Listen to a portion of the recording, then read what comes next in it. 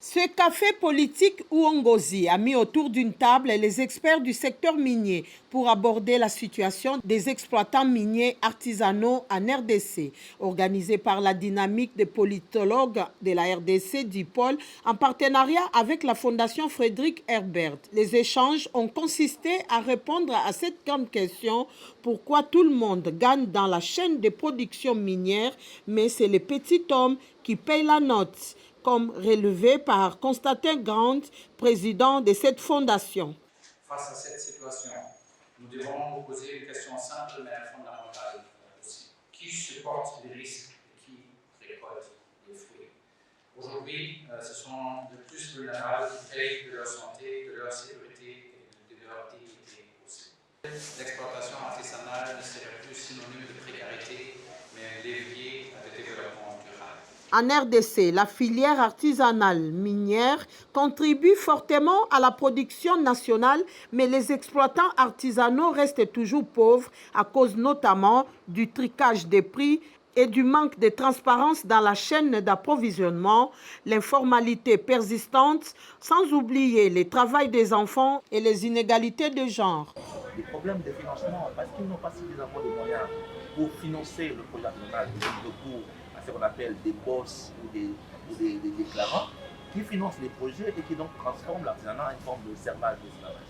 Il y a des problèmes de coopératives. La loi a permis la création de coopératives pour mutualiser les efforts au niveau national, mais aujourd'hui, dans la pratique, les coopératives sont captées par des élites politiques qui, eux, malheureusement, utilisent à nouveau l'artisanat dans une logique de servage. Donc, on a un code qui est très évolutif, mais qui, dans la pratique de l'application, ne s'adapte pas aux réalités. On peut aller plus loin, les politiques de prix. Ça veut dire qu'il y a une logique de tricage de prix qui fait que l'artisan ne gagne pratiquement rien. Avec les balances truquées, l'absence de négociations créées par l'État, il y a des choses à mettre en œuvre. Nous sommes dans le bon, dans le sens où il y a les lois qui existent, il y a les cadres qui existent, mais il faut aller vers une application concrète de tous les outils, et surtout un accompagnement de l'État. Et le secteur minier a aussi été longtemps vu comme un secteur machiste. Donc c'est vraiment l'apanage des hommes. Ce qui fait que les femmes qui sont là, elles se contentent aussi des rôles un peu secondaires.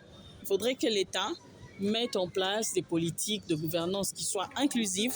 On sait reconnaître l'apport des femmes et l'apport des hommes aussi. À part ça, il faudrait aussi essayer d'accompagner les femmes.